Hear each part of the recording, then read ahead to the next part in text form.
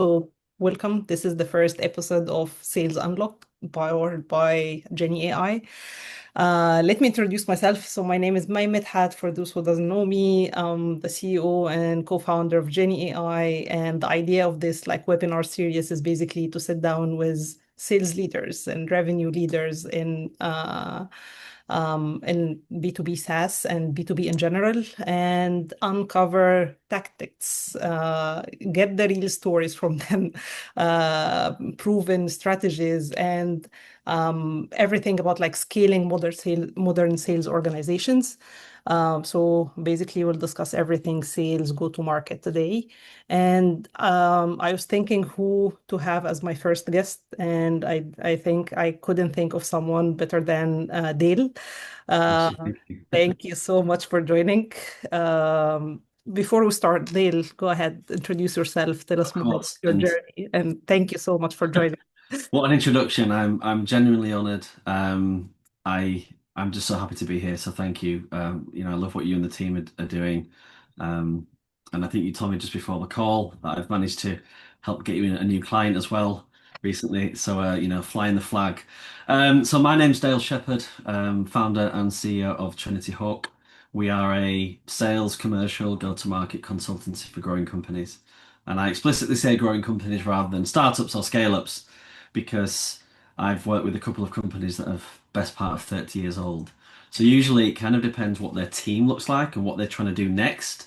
That the absence of that team or that skill set or bandwidth or something else means that they're stuck, and I come in and try and help, and hopefully I'll be talking a bit more about how I do that. Perfect. And actually, I'm just curious, how did you go from a solution architect into building into sales? And Yeah, interesting question. I don't think that's the typical route for salespeople. I think the majority of life for salespeople, as I'll call them, that's all they've ever done, is exactly that. Now, I actually started in sales when I was 18, 19, um, going from selling electricity on door to door, knocking on doors. I did lots of call center work and everything else, as I think we all do when we're trying to get through uni. I actually quite enjoyed it. I loved the creative aspect of it and that I could bring my own way of doing things. And then I got into kind of normal work. That was kind of more within the kind of PMO, IT management, project-based work. I did a lot of work with telephony, actually, bizarrely at one point, which I thoroughly enjoyed. Now, when I got into Workday, global HR and finance SaaS solution market leader, if there's anyone that hasn't heard of Workday yet, um, I started out on the delivery side. So I was client side and I was using the tools. I was a global implementation lead, so I was traveling across a number of countries with a very scrappy project. It was with one of the top four consultancies. It was their first project ever. So there were chaps in the corner reading manuals and learning how to do stuff just as we were learning how to do that. It was cutting edge. And I really enjoyed that. Again, I think the creative bit comes in where I had to wear a million hats every day because we had such a lean team. Now, the first gap I saw, which I explicitly went to fill and find, was between the functional and technical people. They did not speak the same language. And I used to sit there and I was a little bit flabbergasted because we're all trying to get something done. We're trying to manage a project. And they could have literally been speaking different languages. If you then take the superset of those, so project resources, and then you take sales, they speak even worse languages, right? So when it comes to things like, okay, especially when you're selling consultancy and system integration, as well as the SaaS behind it, it's a very complex cycle, obviously. But you put a consultant in a room with a prospect, and they're just going to go down the rabbit hole of a discovery session really, really quickly. Conversely, the salesperson doesn't have or necessarily care about the detail of the product and the tool and how it's going to transform this company's life. They've never been at the coalface and in the trenches of doing projects, so they can't talk from experience as to why this is the right thing to do, what the considerations are, and everything else. And I found that was my niche. I came from the delivery background, both functionally and technically. I had certifications in both, as well as project management. And the actual tipping point was I joined a boutique consultancy who had just moved to the UK, founded in the States. And the plan for the whole sales, business development, solution architecture arm of the operations was meant to be outsourced to the States. And I said, that's not going to work for many obvious reasons. And I decided to take it on myself. And everyone around me said, this is the perfect fit for you. And it meant I could use my skills and be the most credible person in the room when speaking with CHROs, CIOs, because I've been there, seen there, and done that. But I had the sales way of talking rather than, well, what's your requirements and doing it that way and helping push a process forward. So, in the end, as weird as it looked on paper, it felt like a very natural transition because in the engagements I were involved with, I was the right person to have those conversations. Actually, this is very interesting because you said something about like being the expert in the room, and I believe this is the definition of like the good salespeople. You have to be an expert and you have to consult your customer on their challenges, not on your product, and then try to find the value in between. And I think a lot of salespeople actually fail to do that. They have a checklist and just like go through it. Very interesting. Let me ask you another question. Like I know right now you are working as a fractional CRO for different companies. First, explain what's a fractional CRO. Maybe some of the audience doesn't know that, and what type of companies you actually work with. Yeah, for sure. So a fractional CRO kind of does what it says on the tin.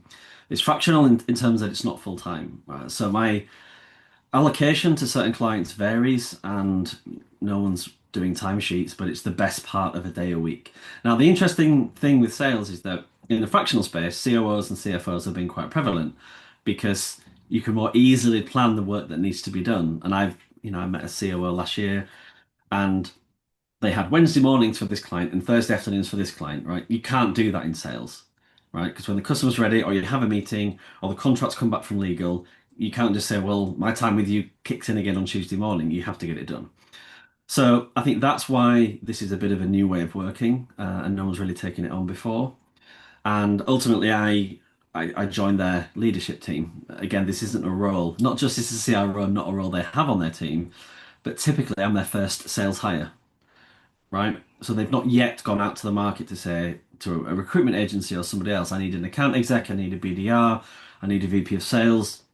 They've not done that. And it's for those sorts of reasons, which we can go into, as to why I created this company in the first place, because it takes months to get, it's a big risk on one person, it costs a lot of money that most starting companies just do not have.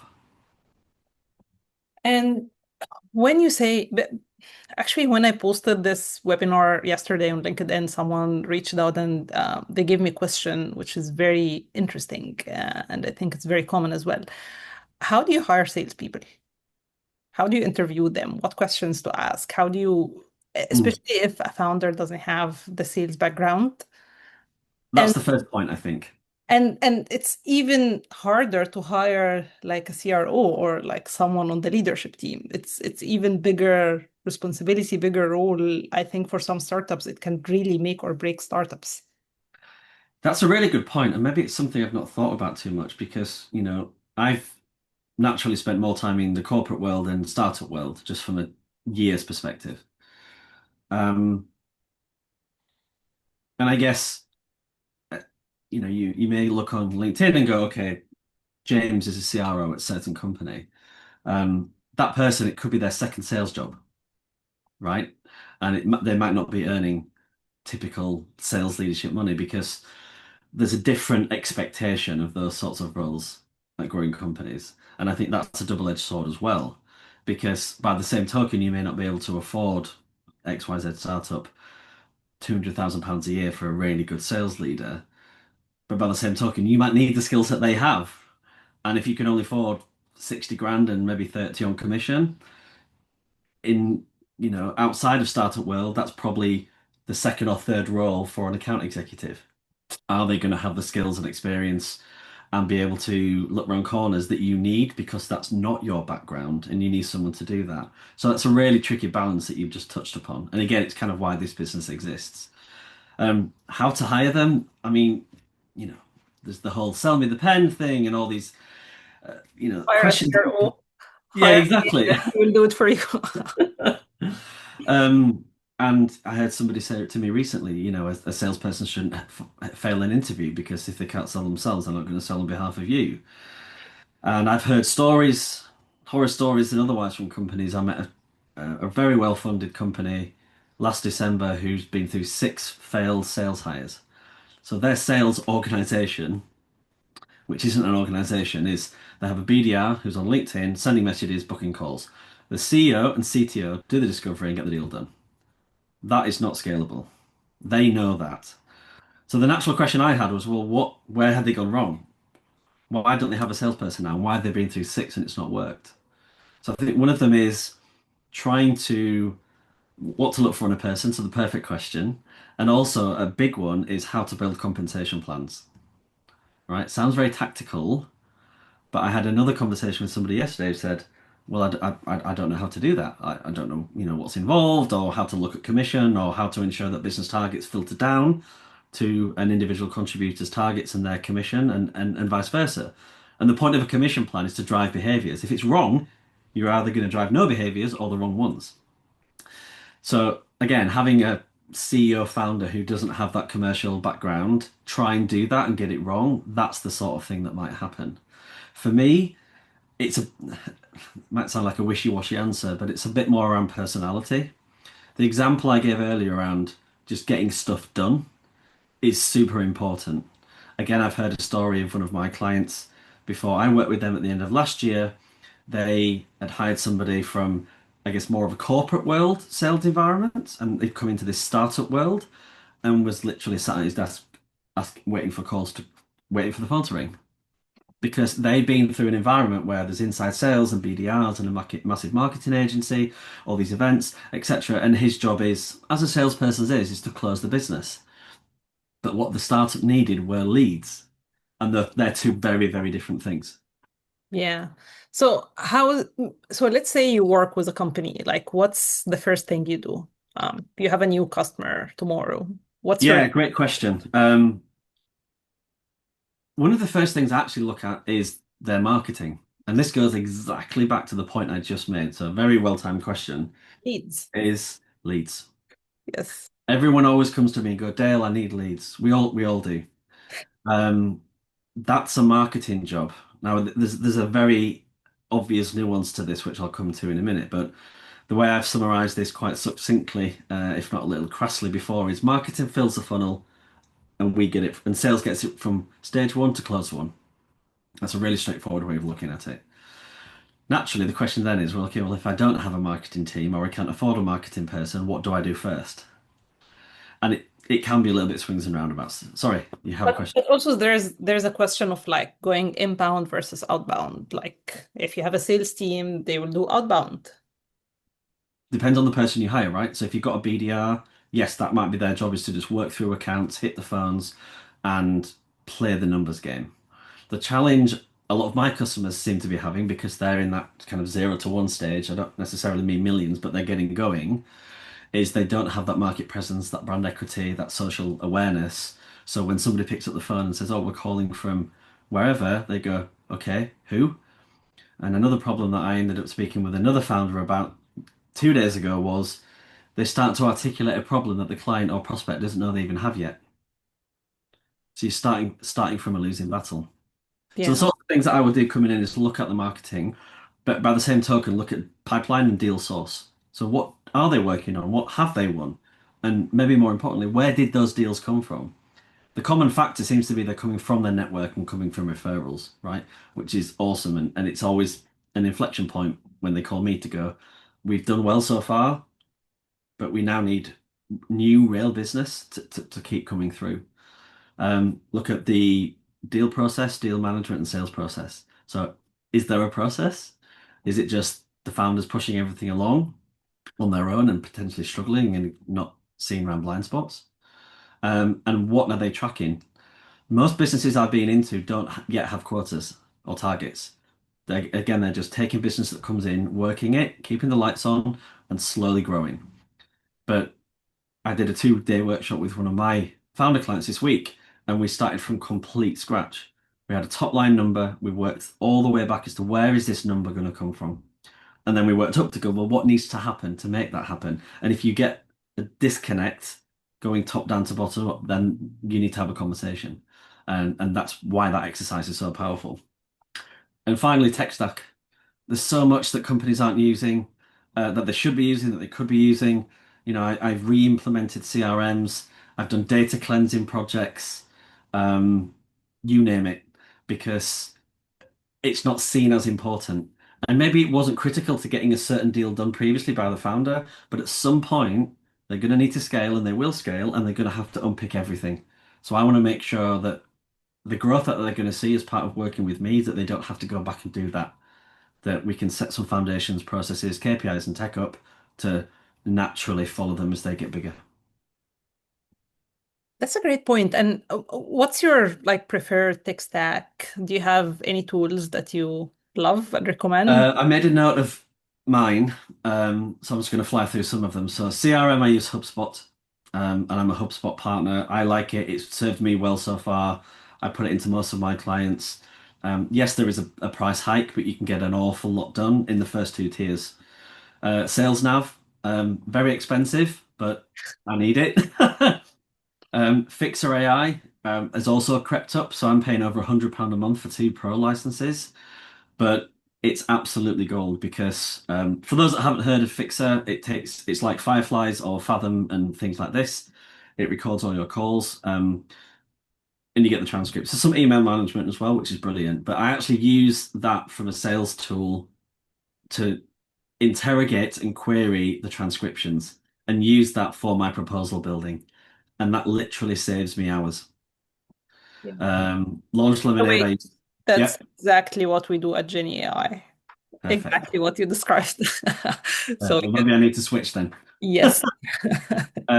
Crunchbase, again, with sales now for market intel and company research.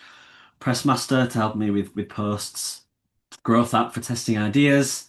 Calculator Studio and Grid for turning spreadsheets into usable front-end ROI calculators, as well as allowing me to query them from ChatGPT, and a handful of other productivity tools. I'm going to name a few: Loom, Zapier, Miro, Float, DocuSign, Stripe, and GoCardless.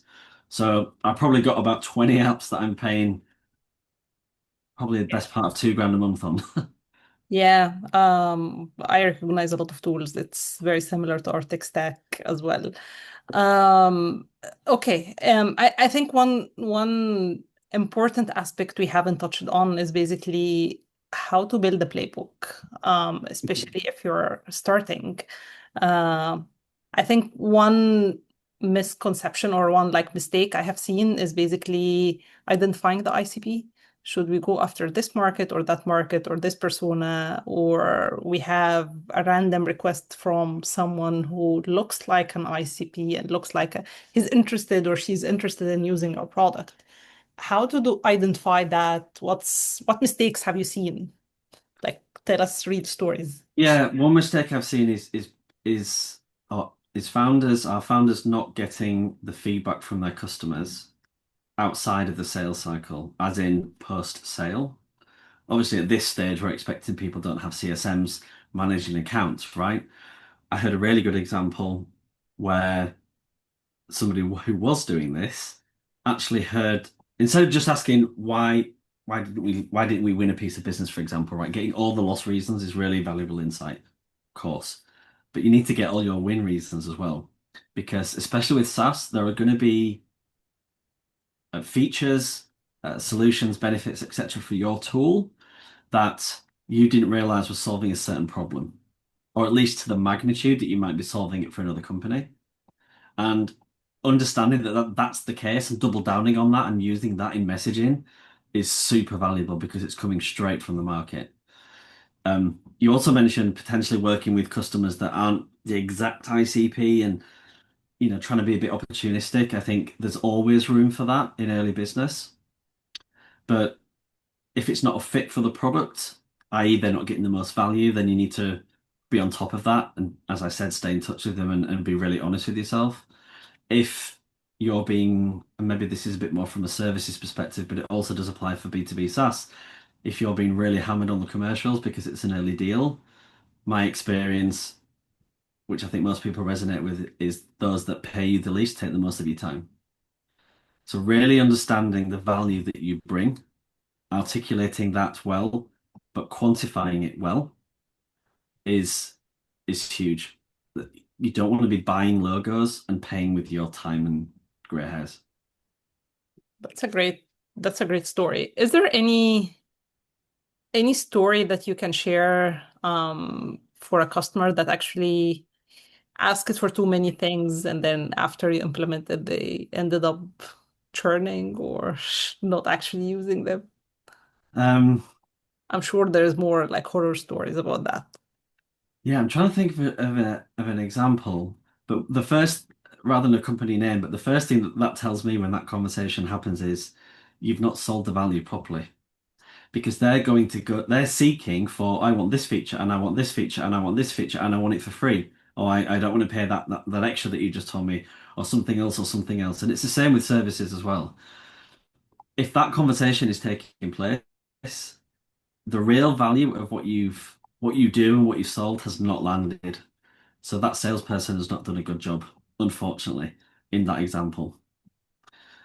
Yes, there could be an element of ICPs is a slight mismatch, and they're looking for a solution to a problem that you're not trying to solve, and they're trying to shoehorn it in. And again, you have to do your research. Is this something that somebody else is going to come up with? Is this the first time we've heard this request for these outlandish features in the last 6 months, or am I now hearing it every week? Because that's going to be really, really insightful to do that. But it goes to the same point around being really honest and sensible with where you spend your time with which customers. That's great. And I think there's 2 points I want to circle back to that. Like, how do you, once you identify your ICP, how do you actually build a framework or like a playbook, if you want to start like hiring more people? Um, how do you do it? Like, what's the thought process to actually start thinking from a blank page and what should be So it depends on where we are in the business. If I take some of my clients' examples, they're already selling, right? So they, like I said, they're a couple of years in. Um, I did this exercise on Monday and Tuesday with one of my clients, so it's extremely well timed. So if I just set the scene very briefly, they're a B2B services, um, technical professional services company. And again, same story. They're 5 years old. They've been keeping the lights on just great. They've been doing seven figures. They're growing the team to say 35, I think, ish. And they've had some marquee names, some very big contract sizes, and things have been going great. But they don't have any salespeople, and the founder is struggling. He needs to hire to get help, and he wants to put things in place properly. So we went through a massive exercise on Tuesday going, okay, well, where are we going to plant our flag in the sand around which customers, which industry, what size, geography, um, stage of business, and any other factor do we want to attack? Why is a very big one. And then making sure that addressable market is actually viable. And we had a number of data sources that allowed us to do that. And because this is services, and the same goes with SaaS, you then have to, for want of a better word, localize your offering to target that niche. So that when you're having those conversations, not only do you build the credibility from them that you understand their pain points, you can very quickly and very cleanly say, and this is how we fix them, because you've already written the solution or whatever else it might be to do that. Okay, interesting. And what to do after that? Like you got the lead, you got someone who's interested. How to build a momentum or build like an urgency to really close the deal? Brilliant. Build urgency. I love that. I mean, there's a ton of sales frameworks that can be used, right? And I do advocate for a level of governance and rigor.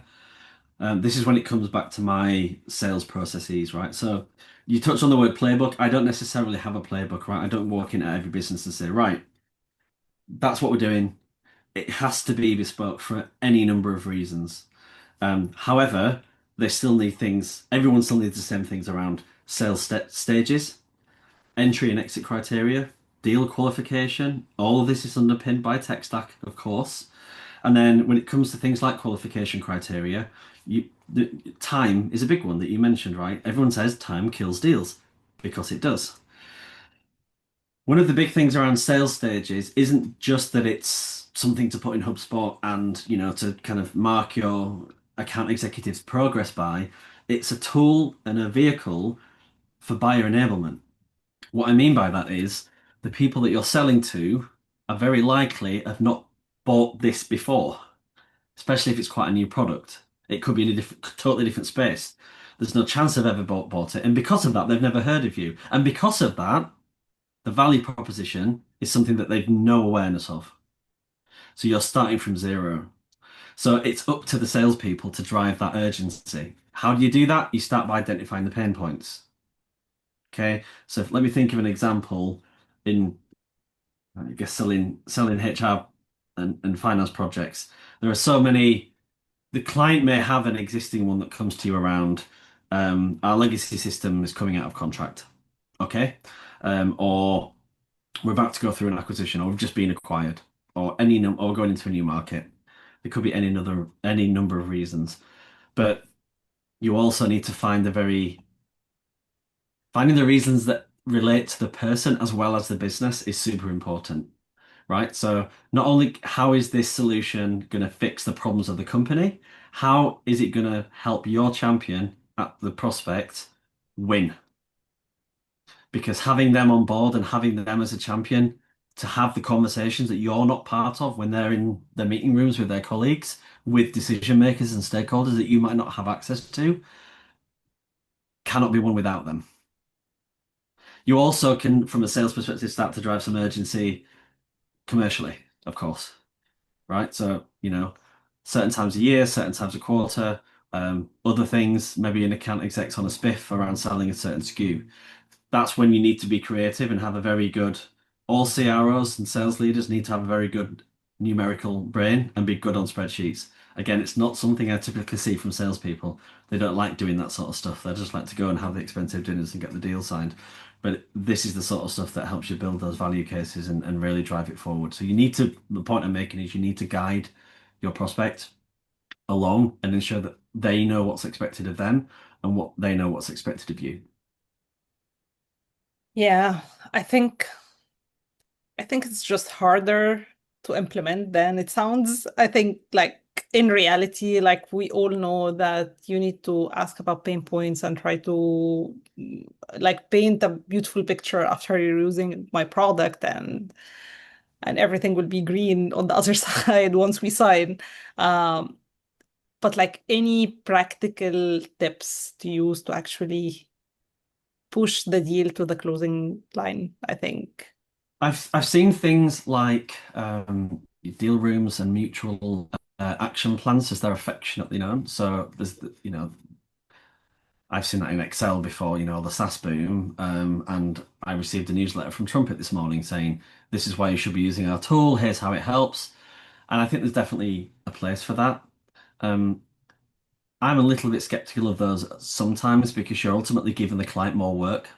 Hmm. And while yes, there is definitely a place for giving clients homework and prospects homework, and I do that a lot because if then there's a qualification metric, 'cause if they're not going to do any work for you, are they taking this seriously, Yeah. right? And then your time is super valuable. Um, so to be honest, I think a lot of it comes down to personality and stakeholder management. Because to your point around asking the questions and everything's going to be rosy, yes, that's the general gist of a sales pitch and process. But what that doesn't always do is drive the credibility that we spoke about before. And I've seen this very strongly with services around definitely things like commercials, right? So not just getting a deal done in a certain time, but also for a certain price. The nuance with services is the cheaper the price, there is a tangible impact to the deliverables. With SaaS, it's not the case, right? It's a one-to-many model. If I'm paying £10 a month or £1 million a month, I'm getting the same tool. If you start to nickel and dime somebody for services, because again, maybe they don't see the value or something else, then it's actually going to degrade it. So being a little bit assertive and saying, I understand all these asks, but we place a value in our service and we're not going to set you up for failure and set ourselves up for failure by doing this, this, this, that's going to have X, Y, Z impact. This is where we're going to stick, right? As hard as it might be for growing businesses to take that sort of a line and not just go, yes, yes, yes, yes, yes, whatever you need, it actually changes the tone of the conversation and drives the credibility because they understand that you take what you do seriously and you want to win with them. Yeah, I would also add, I don't know, it's actually something I think about all the time, but I think if you have the right ICP, usually this conversation is a lot easier. Because if the pain point is clear, they have like the bigger the pain, the more value they see from the product, and they would want to implement it like right now or use it right now instead So of what's your view then on that same topic around how you tease out the value in the first place? Um, Bearing in mind, like I said before, you may or may not have even, you might be solving pain points that they didn't know they had. I think it depends on the product and the offering. It can be totally different. One thing we're doing right now is where we have trials, and sometimes if you have a large customer and they need to discuss a lot of like integrations, for example, sometimes it takes a lot of time, and sometimes it's a different team that actually needs to implement it. So we figure out a different way to actually give them a sense of the value. So for Ginni, for example, one thing we do is we ask these large customers to upload some sales calls, and then we share the insights or the output. So we give them all the feedback, all the coaching material, and everything, so they can see it, and then they can see like how uh, they get a sense of what they will get on a sample of the calls. And Mm. then if their problem is actually very critical and they need the product, they would want to implement it tomorrow because their sales team is actually working and they are losing deals if they don't have the right like framework in place or quality control over the sales team, or they don't uncover some insights basically. Absolutely. So yeah, I think it's trial and error. It's something that we're trying to be creative around it as well. Yeah, But I mean, there's no silver bullet for this stuff, right? It's yeah, um yeah, there just isn't. And it's the same with it sales, right? I is. get this all the time. What should I do in this scenario? Well, here's some ideas. Yeah, right, but what's going to work? There's no way to approach any sales aspect and have 100% hit rate, right? When the things that you've mentioned is perfect. I think, like date drivers or urgency. I've seen the most committed customer to getting stuff done on a plan that we've all agreed, and then something just comes out of nowhere. The company's bought, the person leaves, something else happens, and you've had no sight that this is going to come, and it's heartbreaking. I actually, just a story, I had a deal that was meant to be closed by year end because my company's calendar year was fiscal. Now, I'd done my number already, but the leader um, of the organization hadn't, and this deal was going to get them over the line. And I remember an email from him at Boxing Day, Christmas Eve, saying to the client, "Have you done the contract yet?" And she came back and said, "No, I'm off for Christmas now. I'll get to it first week in January." And he lost 5 figures worth of commission. Wow. Wow. And he thought he was in control of the deal. And this is one of the best salespeople I know. Um, but no human is in control of everything. So, without sounding too fluffy, someone once said to me, a coach of mine, you do the right things and the good things will happen. You just have to keep doing the right things and the good things will happen more than they won't. It's Yeah. about understanding what the good things are. Yeah, but this is like a very common story.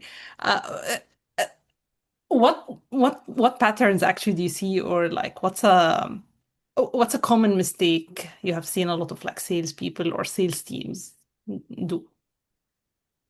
Um, Any trends? well, one of them is not getting help earlier in the journey. So somebody asked me recently, is founder-led sales the right way to go? And for the record, yes, it is, right? From day one or day zero, it has to be the founder slash co-founder because they have to be on the calls, getting the feedback as we've already touched upon today, really hearing the voice of the market. There may be impacts on pricing, on product, on positioning, on messaging, on T's and C's and everything else. And they need to get that feedback early. But pretty soon they're going to be in a position where, as I also alluded to earlier, they're trying to scale and they've done nothing else in the back end. So the whole founder thing of do things that don't scale. Yes, there's a place for that, of course. We have to just move fast. But if you're not aware and don't keep yourself in check, which is hard to do when you're on your own, believe me, you'll get to a stage where you're ready to scale, whether it's hiring people, bringing on new tech, working with more partners, signing more deals because you just got your messaging down. This is kind of where I'm at the moment. And you look back and go, oh, wow, all this needs sorting out now because I can't scale all of this. Now, because I'm a salesperson, I used HubSpot from day one. I paid for DocuSign from day one. I paid thousands of pounds to get all my contracts in place, right? Because that's my part of the deal, right? That's my day job.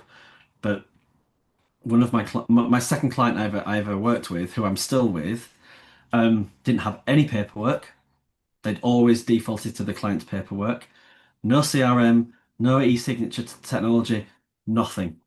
And they were, multiple years in and multiple millions done every year. So that's one of the reasons that I came in to help with that. Um, having the next point is having expectations around deal cycles. So say we take that example of, right, somebody comes in to help. There's a lot of fixing to be done. There's some foundation to be built so that we can build an engine that scales. Deals aren't going to land on day seven, right? Sales cycles take time, especially in B2B. Um, and also, depending on if they have or haven't had any marketing. Because if nobody knows who you are and can't spell your company's name, to go from that to we have our first cold deal come in, or a cold lead, not from anyone's network, no referrals, and it's a very good ACV, that's going to take months to get there. But I understand everyone needs it yesterday. Yeah. Um, yeah, that's great. I think these days, like the line between marketing and sales is actually very thin and it's moving. Getting thinner. I think right now, like it's go to market. It's like Yeah, yeah. the marketing. We need to get people to know about the product and then people to buy the product. It's one part. And even like the line between inbound and outbound is getting gray every day. Yeah, Agree. I heard of a concept called Nearbound last year, which is leveraging your ecosystems, networks, partnerships, and everything else, where there's shorter sales cycles, lower cost of acquisition, inbuilt trust within there. But in this day and age, especially in growing company B2B, I'm not talking like Microsoft and Google. LinkedIn is your friend, right? And that's where you're going to get that presence. And everyone has a LinkedIn account. It's free-ish. And there's nothing stopping people. Well, there's lots of things stopping them in their heads, but they should be leveraging it more and shouting about what they do and talking about it. I wrote some marketing strategy guidance for a client this morning, and saying, look, these are the things that we need to be that we can do today. Because their question was, you put a marketing strategy in place. I'm bringing an agency on to help us, but that, like I said, that's not going to bring a deal in next week. So they're panicking, going, okay, well, what do we do today? And I'm like, look at your LinkedIn profile. You posted 4 times in the last 12 months, right? yeah, That can't be the case. yeah. LinkedIn is growing, and it's by far our number one like channel. And as you Yeah. said, it's free. I'm always surprised when you send a message and people go, oh, I didn't realize you did that. Yeah, I just feel like a failure, but I'm like, well, what if I could have sent that message 6 months ago? yeah. Any tips on what to share, what to post, when to post? Any tips on that? But from a sales perspective, you mean? Or Yeah, yeah. Like to get the most out of like LinkedIn in a sales perspective, like how to get your first lead, let's say. yeah, sure. Much easier question to answer. My first deal actually came from LinkedIn, but via Facebook. So somebody had seen everything that I was talking about and then sent me a DM on Facebook. Obviously, I knew them and said, if you're doing what I think you're doing, we need to have a chat. And the Yeah, good news is I'd articulated it correctly. I was doing what they thought I was doing. They were a perfect fit, and we got the deal done a few months later. There's so much to say here, really. I'll try and keep it short and sweet. There's the personal aspect to this, right? So hopefully everyone knows, visual media on LinkedIn is far outperforming text only. Carousels seem to be getting pushed on the algorithm a lot more. I was on a kind of LinkedIn marketeers call last week, and that was one of the big ones. So I need to do some more carousels on my first one, actually. Video is great.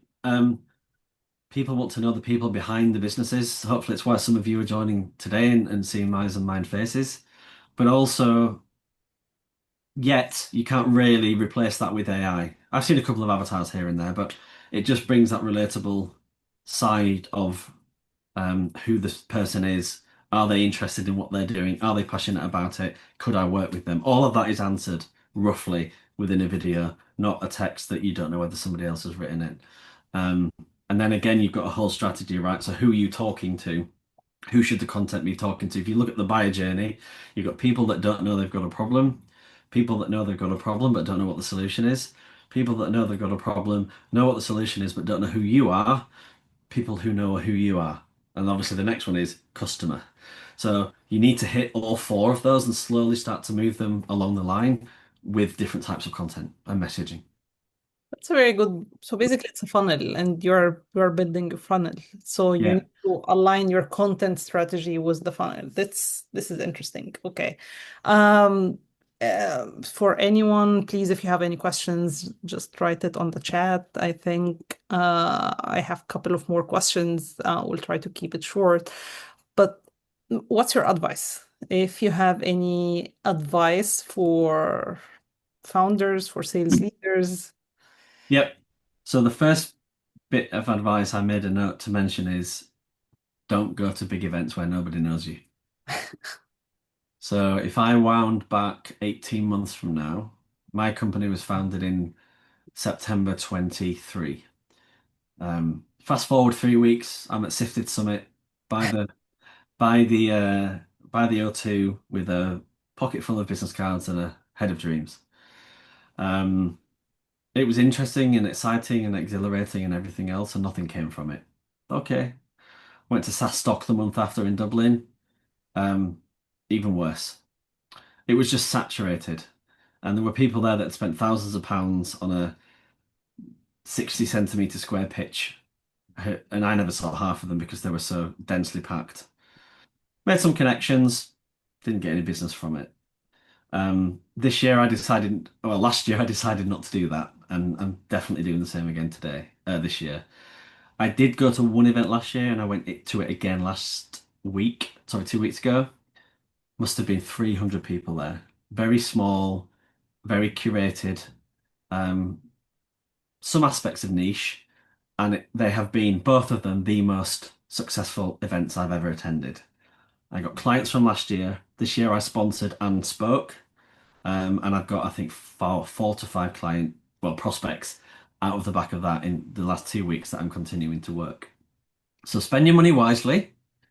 Um, Make sure that you put the effort in, right? So don't do as I did year one and just turn up and try and speak to people and pester them. I had a very specific, so I scraped, so this company in this event had a LinkedIn event. Not everyone does that, but I scraped that, pulled those names into an AI campaign, and I sent them a message saying, would love to chat. I'm there next week or next month. Here's my number. I'm also speaking on the Tuesday morning. Let's meet up and have a coffee. Now, I only probably had 4 or 5 of those meetings of the 241 people that I think I messaged at the time, but I've connected with about 85% of them. And because this is quite a niche space, my networking credibility has gone through the roof, and I'm getting people responding now. And I've sent the recording to the session that I did, so people are going, "Oh my God, this was a great speech." So it's just playing a little smaller, and I guess it's the same for marketing as well and outbound, but playing a little smaller, but being very intentional about what you do. That's my big piece of advice to founders. I agree. I 100% agree. Yeah, I think for especially for founders and early stage, you can get excited to attend, to sponsor, to exhibit at events, and yeah, it's It's tempting. You don't yeah. want to feel like, you have to just watch the purse every time something crops up, and you don't know where the next lead's going to come from, right? I always say that I take every call and I take every meeting because you never know what's going to happen, and I've often been proved right But bizarrely, quite rightly probably, over the last 2 years, it's moved me away from doing that. Yeah. So there you go. Yeah. I think we have a question here. Awesome. If a founder has a very limited time, what's the most important sales activity you think they shouldn't delegate early on? They should not delegate early on. That's a good question. LinkedIn, right? So it's often said, I don't know whether it's the shift of video that's been a part of this, but all I keep hearing is that the founder's voice, the CEO's voice is so important. Um, so if somebody has an hour, two max a week spare, no one's got spare time, but that they can allocate to sales and marketing. If I was as small like I am now, I guess, and I don't do a great job of it, most of my time is spent on BD, to be honest. That's about to change.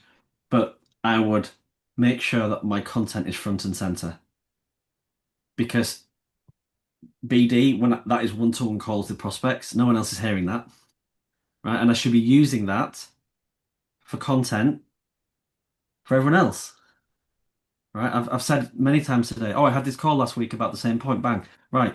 Why am I not posting about LinkedIn on that? Yeah. Founders are telling me this. Oh, they're telling me that as well. I've got the same problem. You're in, right? So building that personal brand as a CEO for business is non-negotiable in 2025. And if there is severely limited time as to where you want to put your outwardly facing sales and marketing activities, it's there. I would probably also say maybe accompany that with some sort of a lead magnet, right? So it could be, let's do a webinar like this. It could be, I'm going to go to an event, maybe it's just a small dinner thing, or I'm in this city next week, right? I'm in New York next week. I've put that on LinkedIn. I had a couple of people go, yeah, great. Here's my number. Let's grab a drink, right? It's little things, and over time that compounds. Yeah. I think for some people, there's a barrier to actually do that, but it's 100%. the 100%. cheapest and I think somehow it's very, very effective, especially early on. Bang Uh, for buck, ROI, it's huge. it compounds. Yeah. Correct. The consistency is the hard bit. No one's saying that this is easy. It's simple, but it's not easy. Yeah. It's like working out and staying fit. Yeah. Okay, we have another question. What are red flags and green flags to look for when hiring a CRO or a sales leader? Um,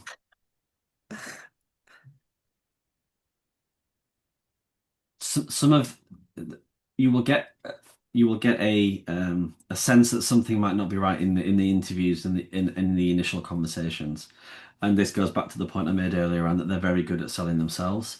You should always do your background checks. Okay. The interesting thing with sales as well is just this is very related, is that as one of my sales coaches and leaders used to say, we win as a team and we lose as a team. Salespeople, as in an account executive, a CRO, whomever, is not 100% responsible for getting any business over the line. It takes a village. Marketing, legal, procurement, delivery, product, security, you name it. So somebody that is very, I did this, I sold that, I got that done, probably didn't, in my opinion, because the way I talk about it is this is what we did, because nobody can physically one-handedly get everything done. Um, so I guess that's a green and a red flag. If I love somebody's that. talking in that team approach, oh, Yeah. I'm glad. Then you're like, this guy's a team player. She understands it. Um, they understand again that they need the help of people because a lot of sales in B2B is that internal management as well. It's not just driving your client to get stuff done. You have to pull people away from their day job and say, I need your expertise. This is why it's good for the business. You have to sell internally and persuade them that you need your help and this is why their time and in services that's away from billable time, this is why this is important. And that is just as important as selling to your prospect. Of Yeah. That's great. That's great. Um, I I actually have one last question, I would say, course. about something you mentioned earlier about setting up the compensation plan. Yes. Yeah. Any tips to share how to structure If you that? don't know how to do it, get help. Don't try and fudge it. Don't ask ChatGPT. And this comes back to, I think, a broader question about awareness. Um, I kind of had my moments as a founder probably about a year ago around my awareness of, okay, I need some people around me that really know what they're doing in these areas because I'm not an expert, right? So get help, reach out to your network, speak to people, right? Because it's so expensive in all regards if you get it wrong, right? If you get it right, it can be the best thing you ever do. And this is one thing I might finish on. If you're unhappy with your salespeople being the highest paid people in the company, something's wrong because you should be happy because it means they're crushing it. Yeah, this is great. Yes. Awesome. Thank you so much. Thanks, An Dale. absolute pleasure, Mike. Thank you. I learned a lot and I hope everyone find it useful. Thank you so much. Have a good Thank day. you. Speak soon. Bye for now.